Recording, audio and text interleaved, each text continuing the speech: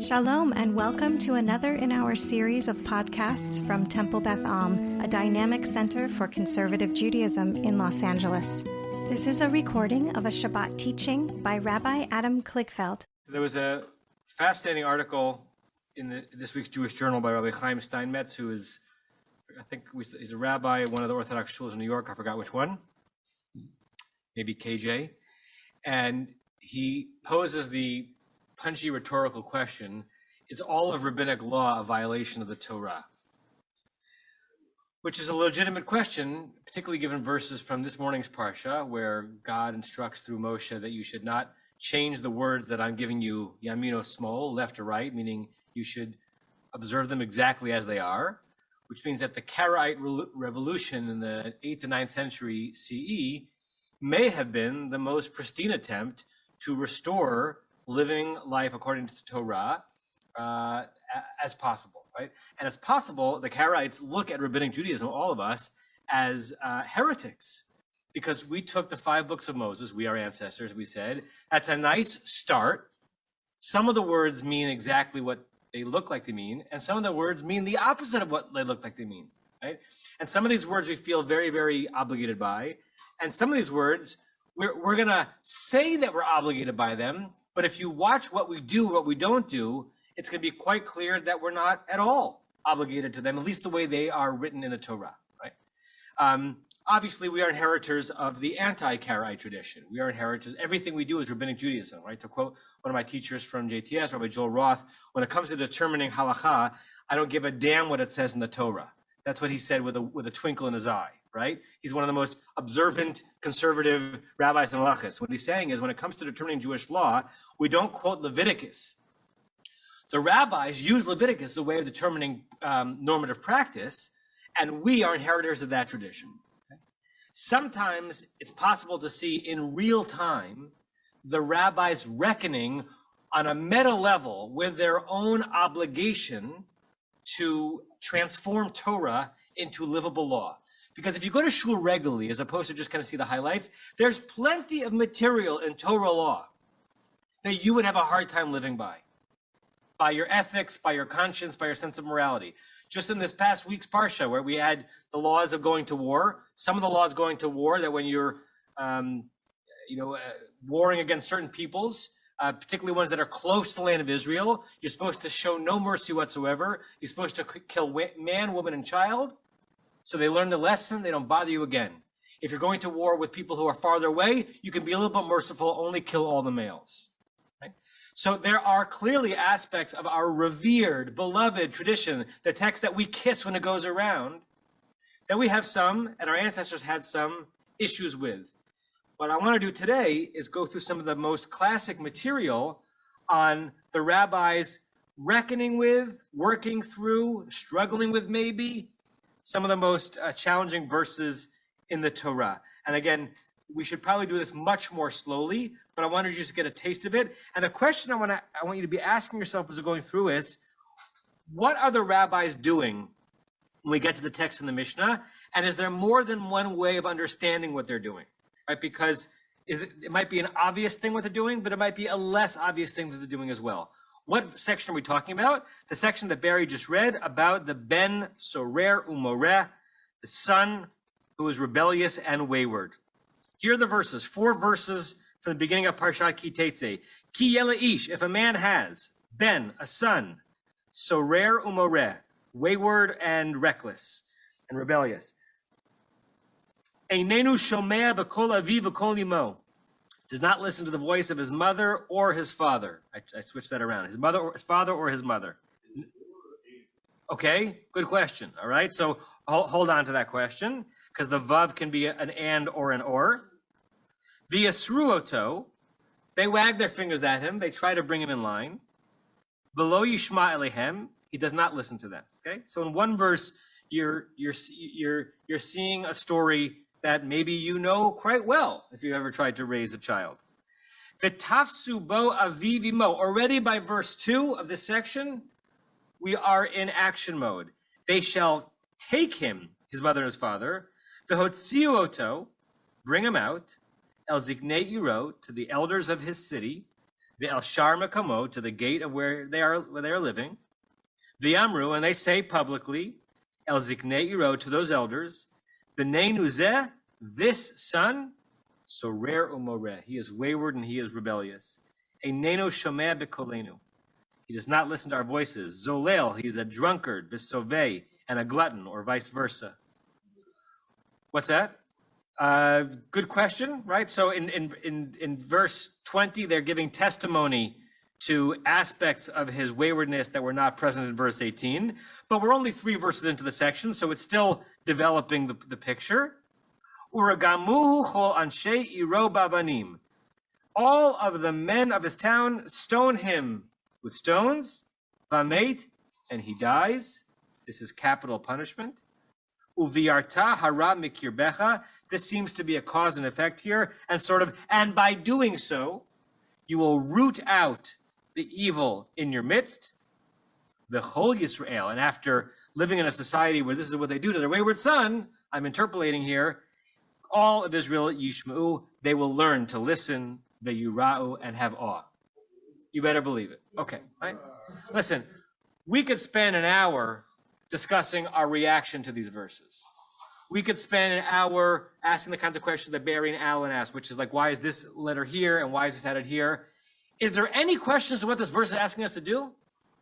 Right? If you're living in a realm where Holy Writ is transmitted to you from the divine, right? Leave the corners of your field for the poor.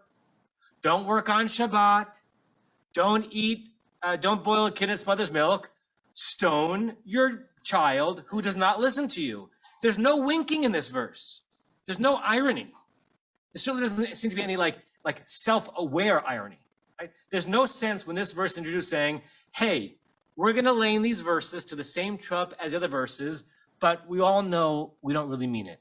When you're reading through Parshat Varim, there's no indication that we should be reading these verses with any less earnestness, any less an expectation that we're supposed to act on it than other verses. Okay, and that seems clear. It's hard to find a biblical scholar who reads that any differently, except that the sages, I would say, blessedly read it very, very, very, very differently. Okay, and so the 8th chapter of Mishnah Sanhedrin, I'm only giving you 4 of the 8 or 9 halachot here, is one of the most interesting, and some people consider it controversial, and some people consider it the most inspiring sections of rabbinic literature, right? Why? It's interesting for obvious reasons. It's controversial because you see the rabbis really doing surgery on biblical texts with what authority? Or inspiring, you see the rabbi saying, listen, obviously we want to be Torah observant Jews, but obviously we're not committing infanticide. So how are we going to get from A to B? Okay, so we're going to just go through some of these Mishnayot. There's a lot more material in this chapter than this one, than the ones I'm going to give to you. Okay, and Mishnah Sanhedrin is 10 chapters dealing with jurisprudence and issues related to judges and courts and witnesses. And all of a sudden, because the Mishnah is an associative text and it jumps around, you get to the 8th chapter of Sanhedrin, and with no warning, the last Mishnah of chapter 7 does not suggest that this is what's coming next. All of a sudden, we see the rabbis, or a record of the rabbis dealing with the Ben Sorer Umoreh. Okay.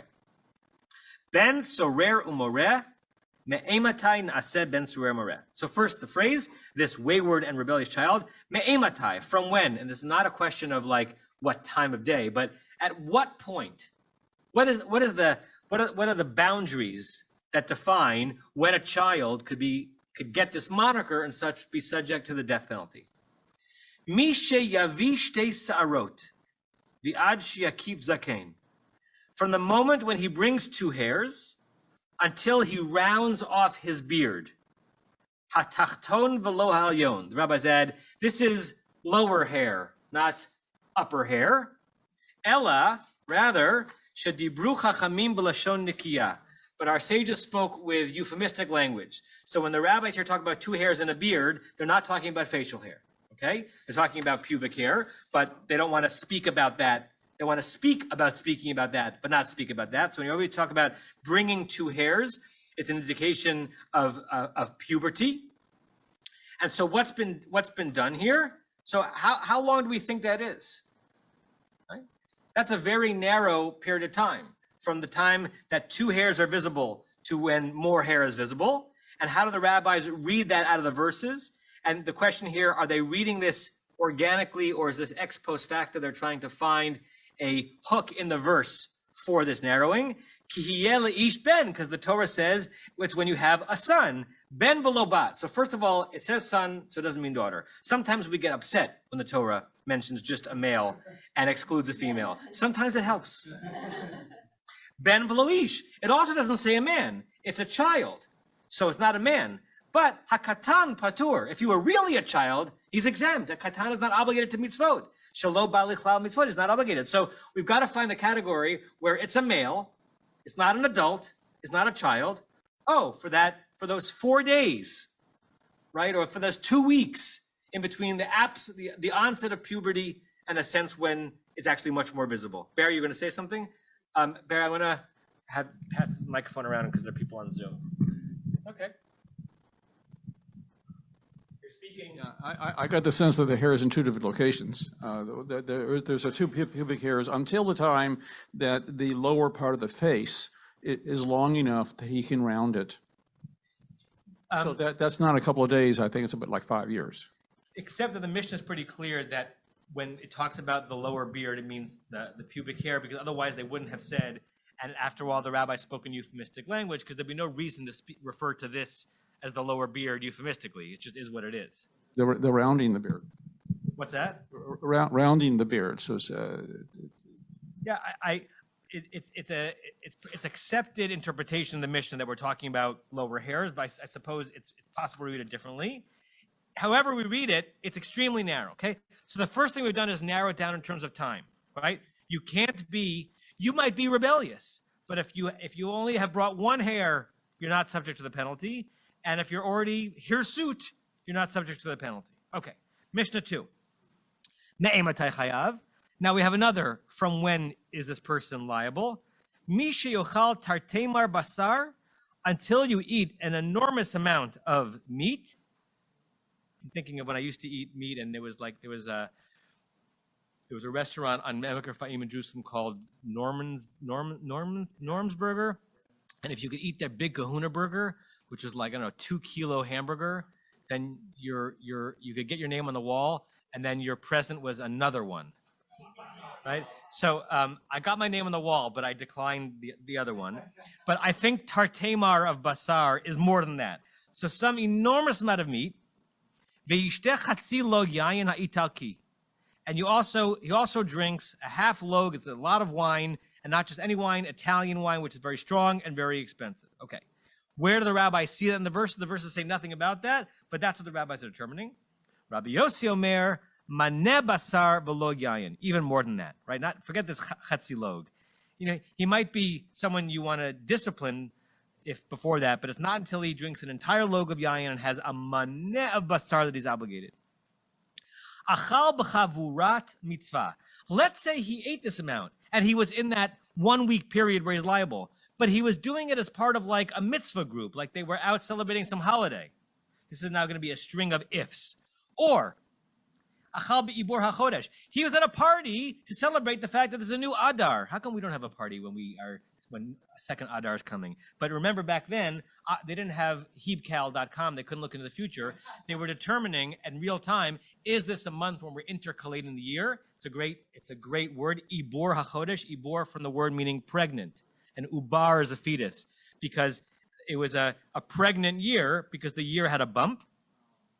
So if he was eating it in that situation, or achal maser sheni b'Yushalayim, there is a second tithe that in certain years in the Shemitah year cycle, you were supposed to, a second tenth off of the tenth that had been taken off, and it was supposed to be taken to Jerusalem and eaten there with celebration, or if it was too much for you to schlep your oranges or your potatoes or whatever to Jerusalem, you would convert that produce into coins, take the coins with you, you would go to Jerusalem, you eat it there. Some people believe that the reason why this was set up is so that Jerusalem would actually have an active economy, and also that people would have more of a reason to be going and making a pilgrimage there. So if this kid aged 12 in a day and 12 in 2 weeks ate that much of wine and that much meat, but he was doing it because he was in Jerusalem celebrating the second tithe, or achal nevelot v'trefot, or if he was eating treif, right? He had this amount, but it was the two different kinds of treif, right? The animals that was that was found to have a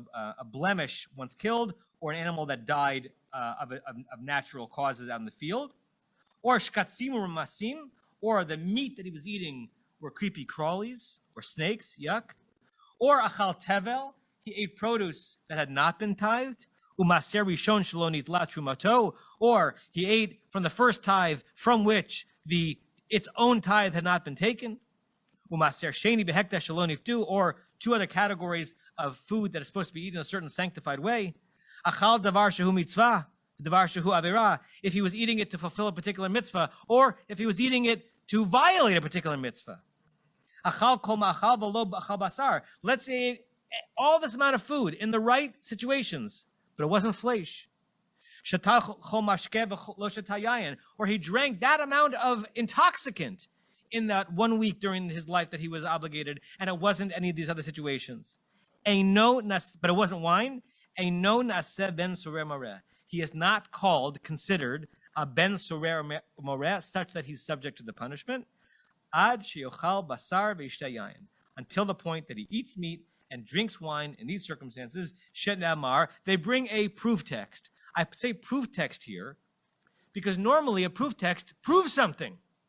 Sometimes, all the time, the rabbis bring quotations from verses, and when you read the verse, like, oh, that's why they're saying that, because that's a good proof text. Their proof text here are the two words that Barry asked about, because the verse says in the third of the 5 verses that we read that our son is Zolel and Soveh. Now, it's barely a proof text, because we don't even know what those words mean. Those are near hapax legamina in the Torah, in that the words appear almost only here and nowhere else. So we only know them from context. It's not like you read the word Soveh, like, oh, I know what Soveh means. Soveh means someone who drinks this much Italian wine in this situation. No. So it's a proof text, but an extremely convenient proof text that is maybe convinced themselves, and we're happy that they wrote these laws there, but it's not really an obvious proof text that makes us say, oh, of course, that's why they're saying that. Yes, Irv. Let's give Irv the mic. Just keep the switch on.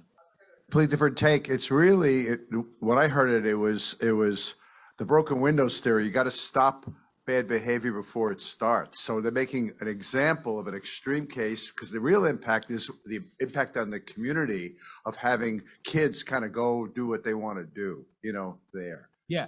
So that's kind of why I'm looking at it more. It's really to impact the rest of the community, instead of making an extreme example, saying we're going to really, really bear down on one person rather than let him get away with it, so everyone else could then follow and get away with it. Right, good. There's an active tension here. The easiest thing is to look at the verses Dvarim and say, oh, this is just crazy. This is fundamentalism. This is Wahhabism. This is Saudi Arabia. And our morals are more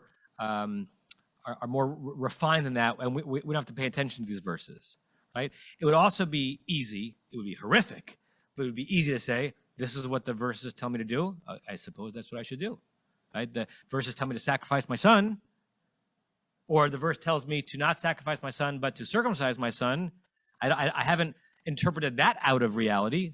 I do it. I don't know why. It feels weird when I'm doing it, but I do it. So both of those would be easy ways of reading the verses. More challenging is what you're bringing up, Irv, is that the verses were about a real societal phenomenon.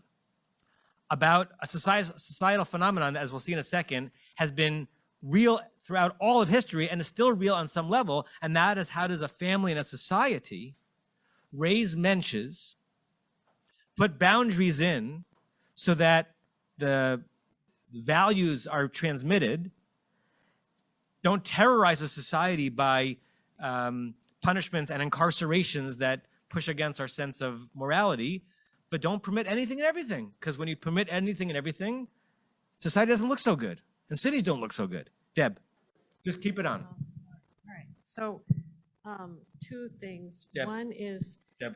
there's I know I feel really weird. I know, but they can't hear you unless it's up Okay. there. Okay.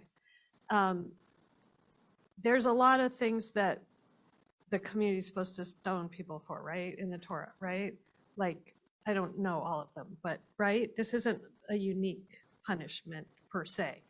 So I think we have an extra sensitivity, obviously, towards teenage. Well, I mean, the thing with the puberty, I don't think it really matters where, if it's facial hair or pubic hair, but it's like puberty, onset of puberty. It goes for some years, and the hormones are raging, and kids are crazy then. So I see it as like a warning to parents. And honestly, it is shocking, the punishment, but I see it more as like a warning. And the gluttonous, the gluttonous drinking thing is like, okay, this is what you really want to be careful your kids don't do. Yeah. Is like drink a lot and, oh, whatever. Like, that's just kind of the way I'm interpreting it. Absolutely. And so, and the question that I want us to be thinking about as we're reading through this, and we're going to read one more Mishnah, we don't have time to read two more, is what's in the mind of the rabbis who are authoring these Mishnayot? The authorship of the Torah will always be shrouded in beautiful mystery, right? We just don't know, right? So our faith tells us that it comes from God to Moshe at Mount Sinai. And scholarship tells us it's much more complicated than that. And that will be unresolvable until the end of time. The Mishnah is not a mystery. There were rabbis sitting in rooms in Tzipori, in the Galil, and in Yavne near Tel Aviv, and they were writing these laws down, and they were real human beings, and we know their names, and what were they thinking? And what did they think they were doing? And did they think they were involved in something chutzpahdik, righteously chutzpahdik, or did they think they were just kind of following the rules of hermeneutics, of biblical interpretation, and this is what came out? Let's read one more, and then I'll ask you to answer that question. What do you think they were doing? The next Mishnah, further limiting. Ganav mishel aviv v'yachal bershut aviv. Let's say he stole something that his father owned, and he ate on his father's property. Or mishel acherim v'yachal bershut acherim. Or he stole other people's property, and he ate it on their property. Or mishel acharim v'yachal bershut aviv. Or he stole other people's stuff and ate it in his father's property.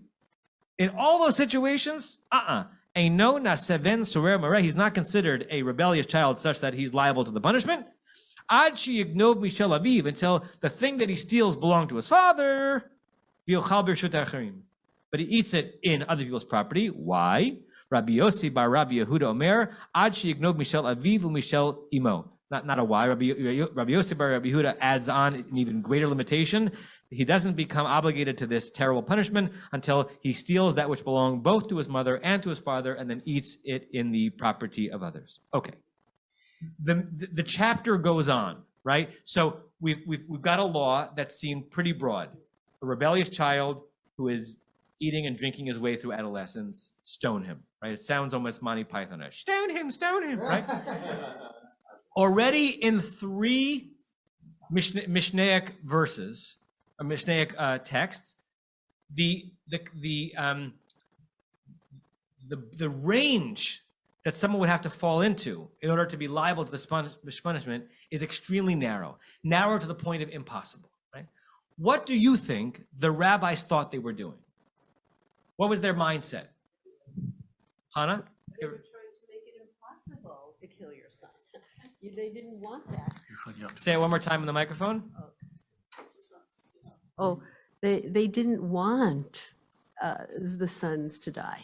They didn't want that. Okay. And so they looked carefully at the text and then figured out ways to get around this terrible decree in Deuteronomy. Yeah. So one view is, and we like this view, we are liberated by this view. We modern progressive Jewish movements are inspired. We are given validation by this view. The rabbis looked at verses of the Torah that they could not countenance.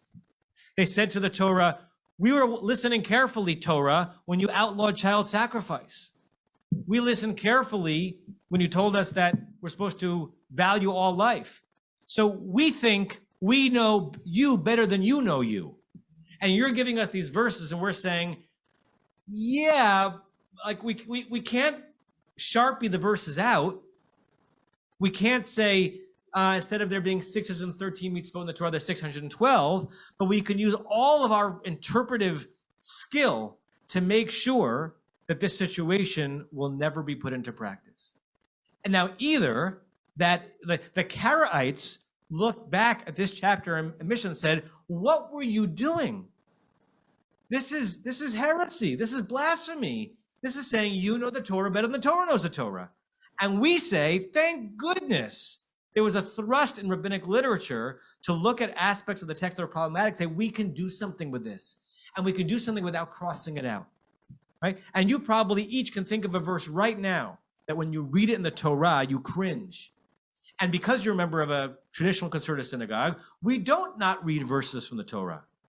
We don't not read hard verses in the Torah, whether it has to do with issues with children or other things, because we're descendants of a tradition that reckoned with, dealt with, did not throw out, but found a way to narrow the negative impact of some of this material. Warren?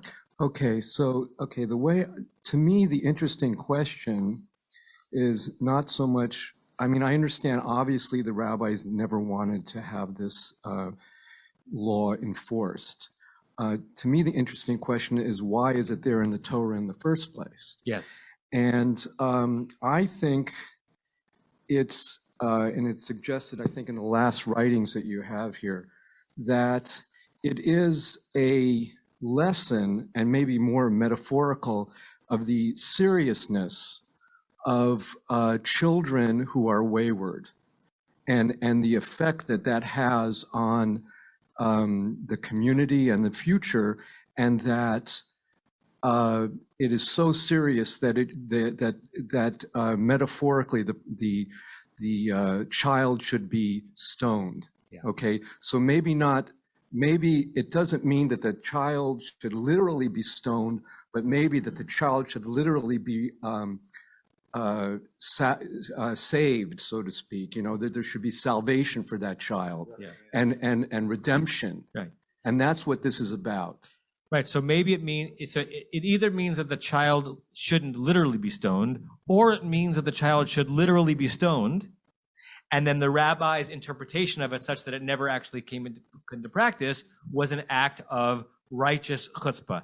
And scholars to this day debate this, right? A few months ago, you may have heard the news, the greatest living Talmudist alive, Rabbi David Weiss of Livni, who I speak about all the time from the pulpit, who was a professor at JTS and then at Columbia, and a mind who knew the Talmud on a level that we can't even fathom. He had a famous article, I forgot in what scholarly collection in the 1980s, basically pushing against the way you and I are all instinctively reading these verses. And I bring this with reverence, even though I want to disagree with him, although it's chutzpah for me to say that I could disagree with someone with such a sage. But it's hard for me to imagine that what he said was happening in these chapters actually were, although he knew about 1 billion times more about rabbinic literature than I'll ever know. He could not countenance the rabbis not countenancing verses from the Torah. Meaning he couldn't imagine a rabbi sitting, creating the Mishnah, looking at the Torah, looking askance at the Torah and saying, gotta figure out a way to make these verses not applicable. He couldn't live a life imagining that the rabbis whom he revered were actually critiquing the Torah by eliminating its application. What he believed was going on, and maybe he's right, is that the rabbis created and inherited a list of methodological principles by which verses of the Torah are interpreted, and it's kind of like an algorithm, and you apply those principles to verses, and what comes out is waiting 3 hours between meat and milk, and what comes out is this is the size of a sukkah, and what comes out is, you know, this is the way the Megillah should be read, and what comes out is, oh, I know, it looks like we're supposed to stone him, and we are supposed to stone him, but only these very, very, very, very, very, very, very narrow circumstances. Far be it from us, Halivni would say, that we're intentionally trying to do it. Had we applied the methodology and it came out that we're supposed to stone our children in all these circumstances, we would have done it because we're God and Torah-fearing people. But that's not what the rules suggest. I have an admiration for someone with that amount of faith towards the tradition, but I struggle with imagining that the rabbis are doing anything other than righteously challenging their revered text without cutting some of it and throwing it in the trash. Tom? My question is, given that argument that you just made, those are all, but it's always based on proof text, and as you said, these are not. It doesn't make sense. They don't seem to be following the way they usually do things here. They seem to be just sort of making it up, and the proof text, as you said, they give it's not a proof text. But I don't remember the specific arguments Rabbi Halivni marshals to make his argument. I read this article a long time ago, and it was a core article for us to study at JTS because it was something to reckon with how we imagine our power, our authority as interpreters of the tradition. Can we also look at verses from Leviticus and say, yeah, like it didn't mean that, but it actually meant a very, very, very, very narrow version of that. And that's what we're going to maintain as a prohibition. And so Rabbi Halivni is generally someone who would have said, no, rabbis do not really have that power to consciously change the law. All they have the power to do is to interpret the tradition according to its rules. But I don't remember which rules he said they were individually following when he made this argument. But it was a famous argument that he made, and kind of an argument in defense of a what's the accusation that is sometimes levied at certain members of the Supreme Court, either an activist court versus a originalist, right? Halivni would say, I'm an originalist when it comes to the Torah, and I believe that the rabbis are originalists, and I don't want to see Rabbi Akiva as an activist. Because if Rabbi Akiva was an activist, then I can arrogate to myself as an inheritor of Rabbi Akiva that I can also be an activist, so I can say, well, in September 2022, this law is all of a sudden not sitting well with me. Well, I can just, Rubik's Cube it out of. He didn't want that to be a present tense in religious law. Sheva? I don't know if you all met Sheva. Sheva is one of our new rabbinic residents this year. She is a fifth-year student at HUC. You can applaud. And will be with us all year studying and learning, and I hope you'll learn a lot from her. Sheva. Thank you. So what's not sitting well with me here, I understand that they're narrowing the scope of what wayward and defiant would be, but why are they not narrowing the scope of urgamuhu kol anshe Yerova avanim vamet? And are there other examples where stoning in the square and could we say, oh, we only stone him with pebbles and met is a spiritual death? Are there other ways in which that could be narrowed in scope? Because that's also like a much more common thing that we encounter in Torah than Ben Sora or Murray. Yeah, fascinating. You're right. The rabbis are applying their scissors to the definition of the category, not the definition of the stoning. I don't remember if at the end of the chapter, I have to look back, if they spend any time talking about if the person fit into that category. Is there some way that we're going to play with the verses of the stoning that limits it? I don't think that they are. I don't know. Maybe the rabbis believed that they could preserve the notion of the punishment and sleep well at night, knowing that they have made it impossible to carry out. I don't know. Alan? Two things. First, with respect to the death penalty itself, the rabbis go out of their way to put all sorts of restrictions for death penalties, for murder, for everything else. Like, they have to have 2 witnesses be warned. Right, and a Sanhedrin that killed 1 person in 70 years was considered a bloody Sanhedrin. Yeah, or it could be every 70 years, and if it was like Rabbi Akiva and one other, they would never put anyone to death. Right. Right.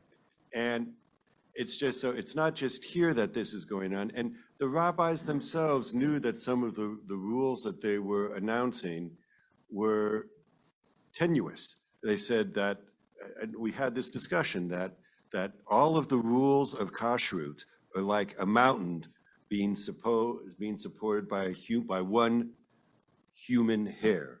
And if you think about all the laws about milk and meat. Upper hair. Upper hair, that's right. Upper hair. All the laws about milk and meat are based on the one line, Al tevashel gedi b'chalev imo, don't cook a kid in its mother's milk. There's an old joke about that. May I? Please. This is so. Moses, is born before God, and God says, Al tevashel gedi b'chalev imo. And Moses says, oh, you mean that we have to have separate dishes for milk and meat? God says, Al tevashel gedi b'chalev imo. And Moses says, oh, you mean we have to wait 6 hours or 3 hours, whatever we have to have after we have meat before we have milk? God says, Al tevashel gedi b'chalev imo. And Moses says, oh, you mean for Passover we have to have separate dishes for milk and meat? And God says, all right, have it your way. Just so you know, Alan's starting the Temple Beth Am chapter in favor of chicken parmesan. That will be. Yes, that will be I'm a soon. Rashi fan. Switch to page 4. I know it's not numbered, but the back of the second page. This is a piece of Gemara, of rabbinic interpretation on the Mishnah. So the Mishnah, the text that we were reading before, are somewhere between 50 and 200 CE, and now the Gemara representing material from centuries after that, except that sometimes in the Gemara, we're quoting other material from the age of the Mishnah that just wasn't included in the Mishnah. And this is also in Tractate Sanhedrin. Keman Azla Hadatanya. Who do we think the following text agrees with? This is a common way of Talmudic argument. We find like this text hanging out there. We want to make sure that we can attribute or associate that text with one of the authors of the positions that we've been dealing with. Ben sorer umoret lo haya v'lo atid liot. There is a piece of Mishnaic material. The fact that it says Datanya, it means it comes from the era of the Mishnah, but it wasn't included in the Mishnah. Some rabbis said that rebellious child, halachically speaking, never was, lo haya, v'lo atid liot, and never will be. By the way, I don't know if this is coincidence or not. There is a Yiddish expression that I remember learning when I took Yiddish at Columbia that basically applies this never was and never will be, not to a rebellious child, but to Jesus.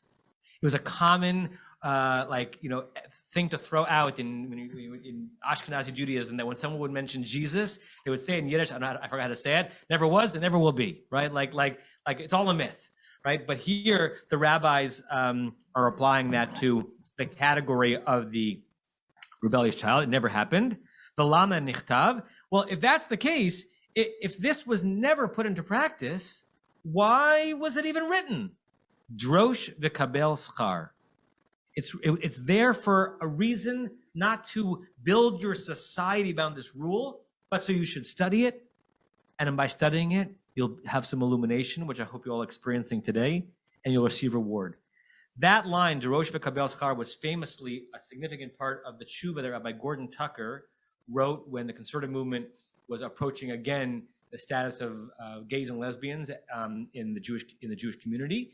And he basically applied that concept to those verses in Leviticus. Well, if the verses in Leviticus were not meant to absolutely prohibit sexual contact and romantic relationships between people of the same gender, then why are they there? Rabbi Gordon Tucker said, Drosh v'kabel schar. They're there for us to reckon with and study and get and be rewarded for having toiled in the material, but not for us to live them out, directly speaking. And he would say the rabbis gave us a good template for that. Come on, who is this like? Who could be the author of this? It could be Rabbi Yehuda. Ibayat, if you want to say, Rabbi Shimon Hidatanya. It could be like the following text from Rabbi Shimon. Amar Rabbi Shimon. Shimon said, basically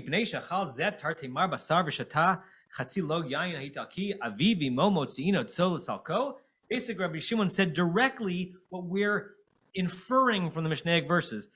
Is it really possible that because he ate some meat and drank some wine, that his parents should stone him?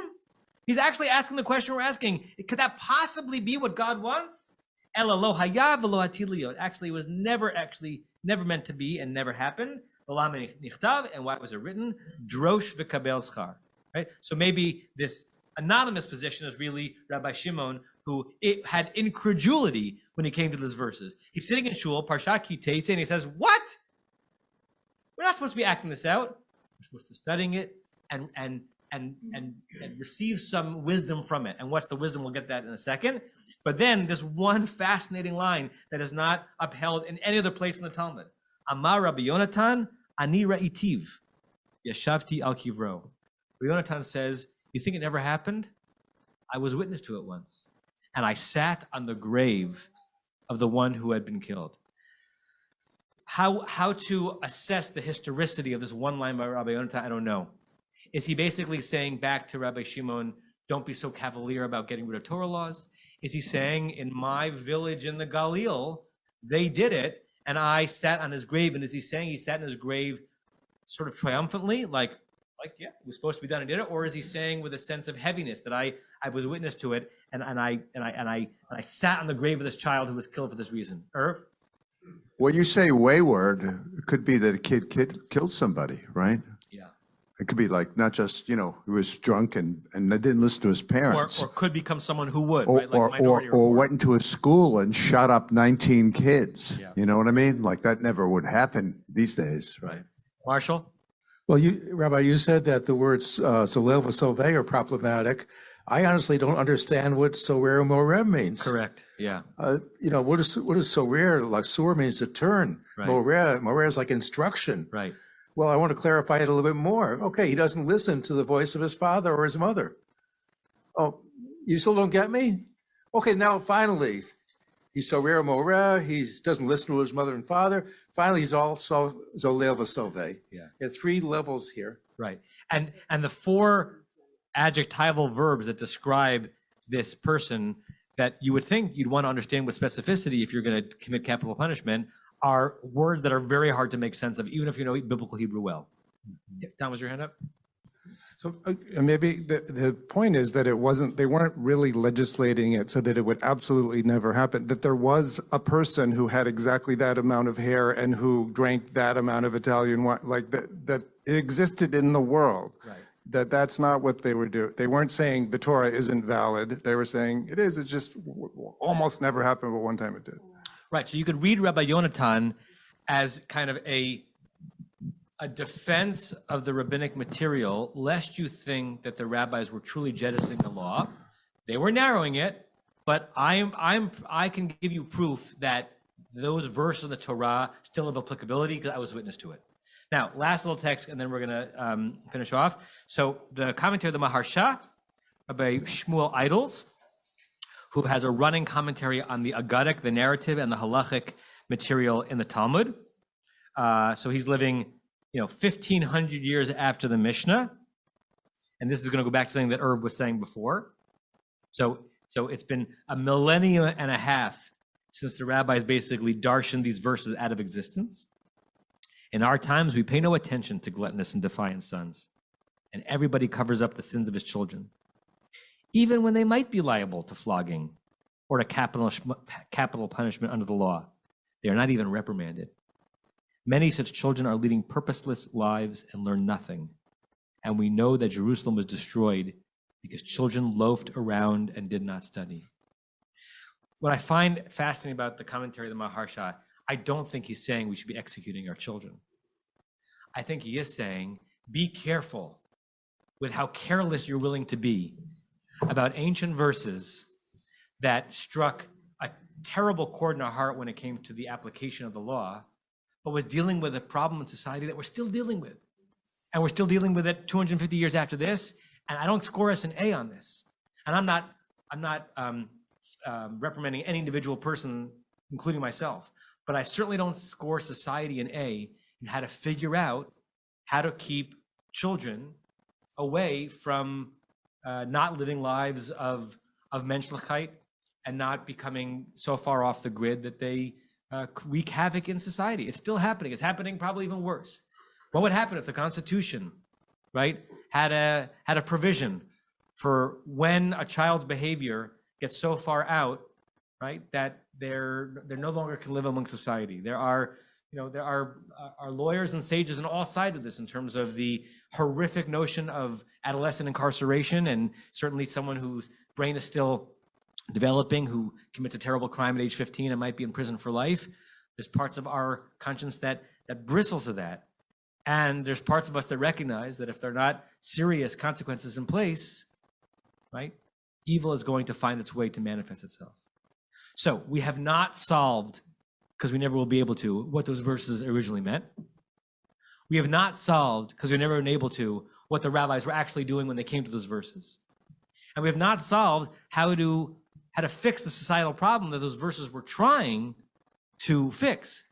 But hopefully we've studied, and from the heavenly abode will receive reward.